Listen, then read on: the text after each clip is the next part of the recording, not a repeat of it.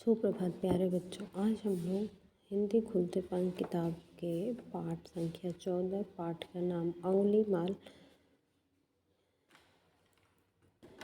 के कुछ कठिन शब्द को लिखेंगे।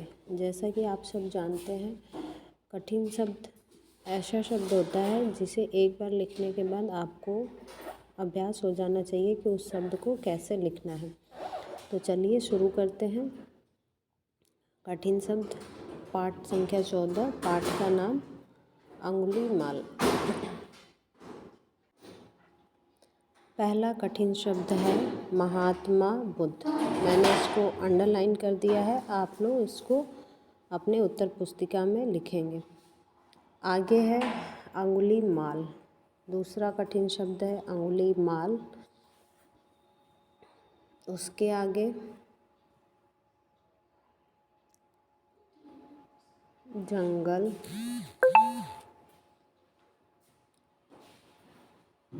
यात्रियों,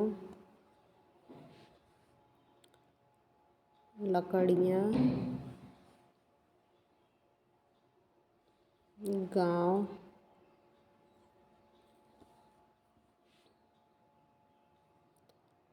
दुखी, प्रार्थना,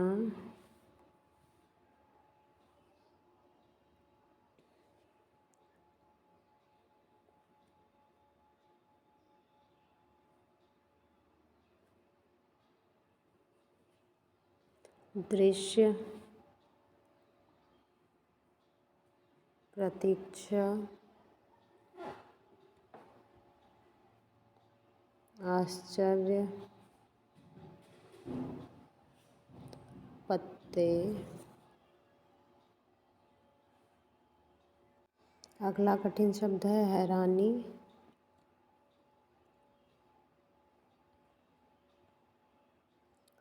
चरणों,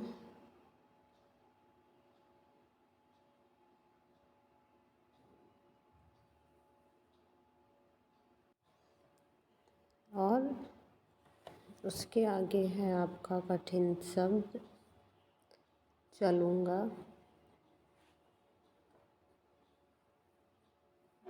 और एक शब्द और है कंधे।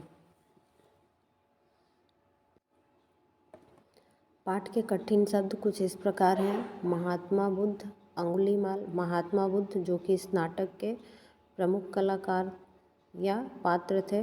अंगुली माल भी दूसरा प्रमुख कलाकार या पात्र था। इसके बाद में जंगल, जैसा कि आप सबको पता है, जंगल पर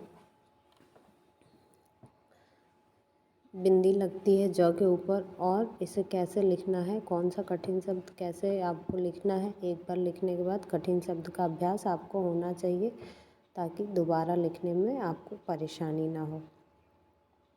इसके आगे है कठिन शब्द हमारा यात्रियों। यात्रियों का मतलब होता है रास्ते चलते हुए राहगीर को हम लोग क्या बोलते हैं, यात्री बोलते हैं। लकड़ियाँ, लकड़ियाँ जो सूखी लकड़ियाँ होती हैं उनको जब हम लोग इकट्ठा कर लेते हैं, ढेर सारा उसका गट्ठर बना लेते हैं, तो उसे हम लोग क्या बोलते हैं, लकड़ियाँ, क्योंकि एक नहीं वहाँ पे बहुत ढेर सारी लकड़ियाँ होती हैं। इसके आगे है गांव। गांव में यहाँ पर देखिए अनुस्वार लगा है। गा के ऊपर जो चंद्र बिंदु है उसे हम लोग क्या कहते हैं, अनुस्वार और अनुनासिक। आपको पता है जो दो बिंदुओं का प्रयोग होता है, किसी अक्षर के बाद दो बिंदुओं का प्रयोग होता है, उसे हम लोग बोलते हैं विसर्ग। इसके बाद अनुस्वार और अनुनासिक। इसके आगे है दुखी। दुखी मतलब वो लोग परेशान थे, डर था उनके अंदर, वो लोग अपने किसी काम को पूरा नहीं कर पा रहे थे, उनकी रोजी रोटी नहीं चल पा रही थी, जिसकी वजह से गांव के लोग दुखी थे या परेशान थे। प्रार्थना मतलब होता है भगवान के सामने अपने दुखों का, अपने परेशानियों का निवारण करने के लिए भगवान के सामने प्रार्थना करना। दृश्य, दृश्य का मतलब होता है सीन। जैसे यहाँ पर पहला दृश्य, दूसरा दृश्य। नाटक में जब आप नाटक देखने जाते हैं तो वहाँ पर आपको पहला दृश्य, दूसरा दृश्य इत्यादि करके दिखाया जाता है, तो यहाँ पर दृश्य का मतलब होगा सीन। प्रतीक्षा, प्रतीक्षा का मतलब होता है इंतज़ार।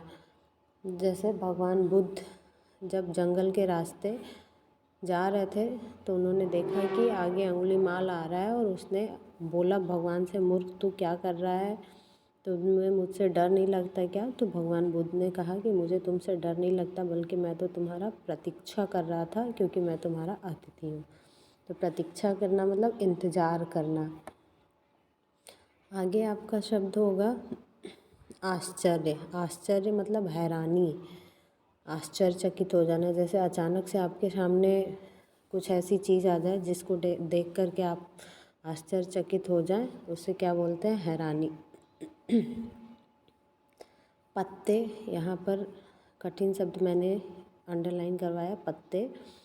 पत्ते का मतलब होता है कई सारे पत्तियों को, जब एक पत्ती होता है तो उसे हम पत्ती बोलते हैं या पत्ता बोलते हैं।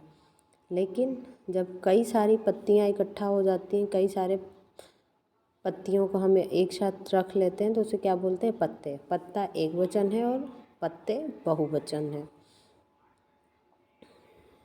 आगे चलते हैं।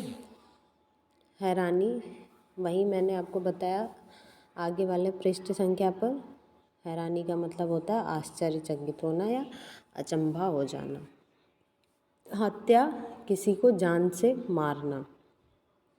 चरणों मतलब जो ऐसे महान व्यक्ति होते हैं उनके चरणों में हम जा कर के जब अपने गलतियों का पछतावा करते हैं तो उसे क्या कहते हैं? उनके चरणों में गिर जाना या उनके चरणों में पड़ जाना।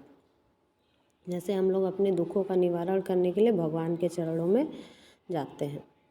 उसके आगे कंधे, मतलब आपके जो गर्दन के जस्ट नीचे वाला जो दोनों हाथ वाला भाग होता है, जहाँ से कंधे और दोनों हाथ जुड़े होते हैं, उसे हम क्या बोलते हैं? कंधे। चलूँगा, यहाँ पर मैंने आपको बस इसलिए इस शब्द को अंडरलाइन करवाया है ताकि आपको पता रहे कि इस शब्द को लिखना कैसे है। यहाँ पर एक और शब्द आप लोग अंडरलाइन करिएगा, अंगुलियों। वहाँ पर मैंने अंगुली माल करवाया था, लेकिन यहाँ पर अंगुलियों है। तो आप लोग देख लीजिएगा कि कैसे अंगुलियों शब्द अगर आपके आगे कक्षा में आएगा तो कैसे लिखना है। इतने कठिन शब्दों को आप लोग अपने अब उत्तर पुस्तिका में पूरा करिए। तब तक के लिए धन्यवाद बच्चों। जय